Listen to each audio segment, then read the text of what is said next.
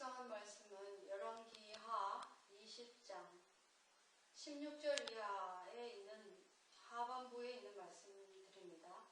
그 중에서 특별히 17, 18, 19절에 나와 있는 히스기야 임금님의 마지막 생애에 대해서 짚고 넘어가야 할 부분이 있다고 생각합니다.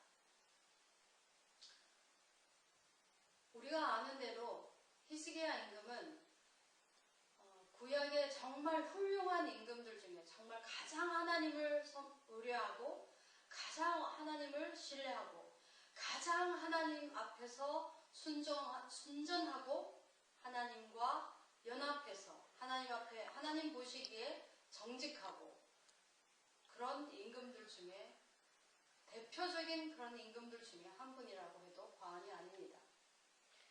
그 히스기야 임금님이 자기가 죽을 병에 걸려서 18년을 더 연장한 삶을 살게 되면서 그 남은 생애가 정말로 말로 다 할 수 없는 그런 기가 막힌 답답한 일을 행하고 실정을 행한 일이 여기에 오늘 읽은 말씀에 적혀져 있습니다.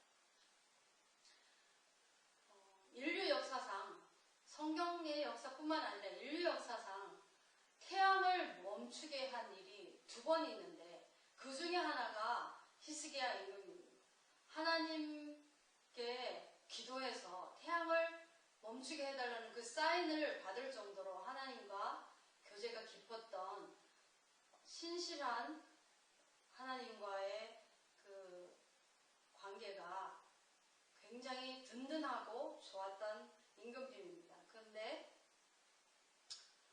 제가 어릴 때 어떤 전도사님께서 히스기야 임금이 18년을 더 살게 해달라고 생명을 연장해달라고 하나님께 구했기 때문에 오히려 그것 때문에 이때까지 평생토록 하나님을 섬기고 평생토록 하나님 앞에 충성하고 하나님 보시기에 정직하고 아름다웠던 그 신앙에서 떠나게 되는 정말 기가 막힌 실정을 한 사람이기 때문에 차라리 그 생명을 더 연장해달라는 기도를 하지 않는 것이 좋았을 것이라고 얘기를 해서 제가 어린 마음에 그것이 이해할 수가 없어서 무슨 뜻인가 알지 못했었습니다.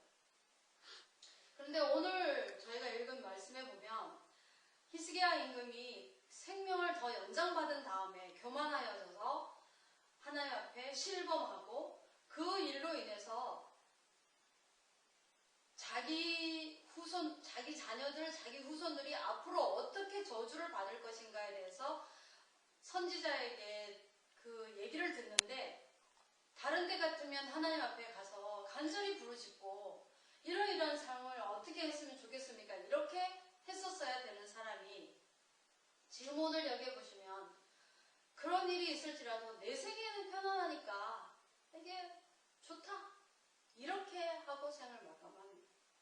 저는 이 부분을 읽으면서 너무나 말이 안 되고 정말 의문이 일어날 정도로 마음이 정말 안타까웠습니다. 설명할 수 없는 답답함과 안타까움이 막 몸을 떨리게 할 정도로 힘들었습니다. 신학을 공부하면서 교회사를 공부하다가 풀리지 않는 질문이 한 가지 있었습니다.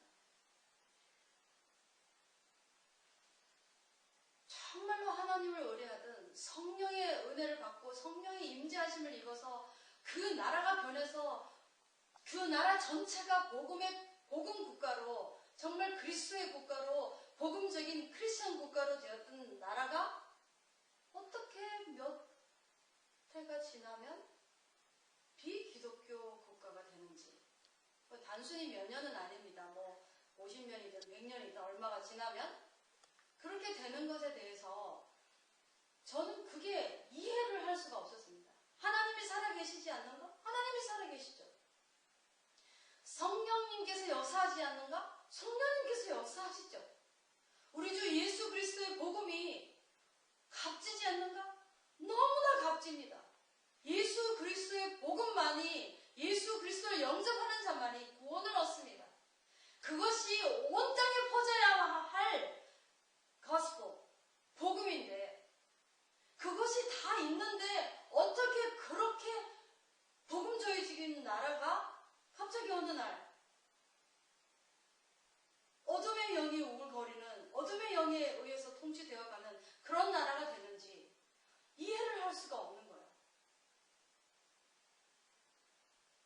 하나님의 능력이 없는가? 능력이 있죠. 전능하신 하나님이세요. 그럼 도대체 문제가 뭘까? 해답을 찾을 수가 없었습니다.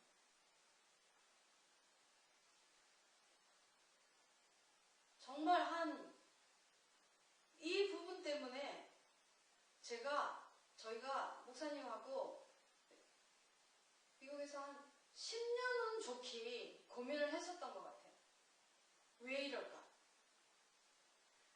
그런데 저희가 놀랍게도 오늘 읽은 말씀을 토대로 해서 한 가지, 그것이 전적인 원인은 아닐지라도 정말 중요한 원인이라고 생각하게 된 것이 오늘 저희가 포커스를 가져야 할 부분입니다. 그것이 뭐냐면 우리의 믿음의 유산을 다음 세대에 전달하지 않았다는 것입니다.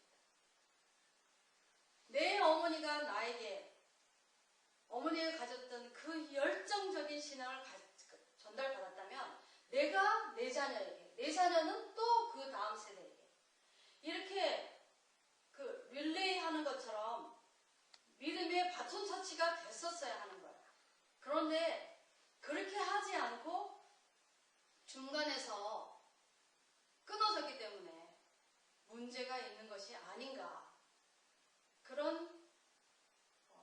그것이 가장 큰 원인 중에 하나일 것이다라고 생각하고 결정하게 됐습니다.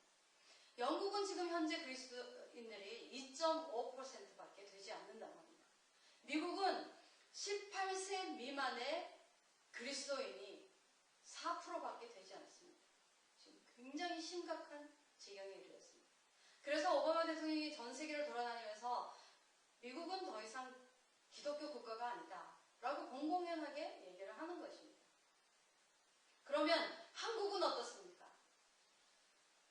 우리의 자녀들은 정말로 우리의 신앙처럼 이렇게 우리보다 더 하나님을 절절히 사랑합니까?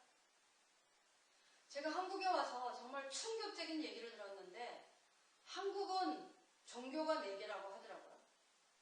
그래서 저는 20여 년 만에 돌아와서 그런 얘기를 들으니까 너무 좀 황당하기도 하고 그래서 첫 번째가 뭡니까? 첫 번째 기독교, 두 번째 무슨교, 세 번째 무슨교, 네 번째가 대학교라는 거예요. 학교가 종교가 되었다고 합니다. 그래서 그 대학교를 가기 위해서 주일날 고등학생이 되면 주일날 교회를 가지 않는다고 해요. 이런 식의 상황이 되어가고 있는 이 지금에 정말 우리가 언제까지 자녀 교육을 믿음의 유산을 전달해야 되는 이 중요한 이것을 외면하고 우리 지금 세대는 너무 좋잖아. 네, 그렇습니다. 아직까지 대한민국은 정말로 복음만을 주장하며 말씀을 전하는 목사님들이 많이 있어요.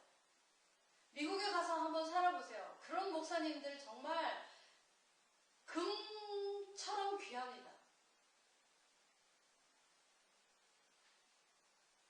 우리가 지금 좋고 지금 신앙생활 하는 것이 너무너무 은혜롭고 주 안에서 교제하는 것이 너무 좋고 지금이 너무 좋아. 우리가 그냥 우리에게 안주하고 행복하게 하고 있는 동안 우리의 자녀들은 어디선가 언제부턴가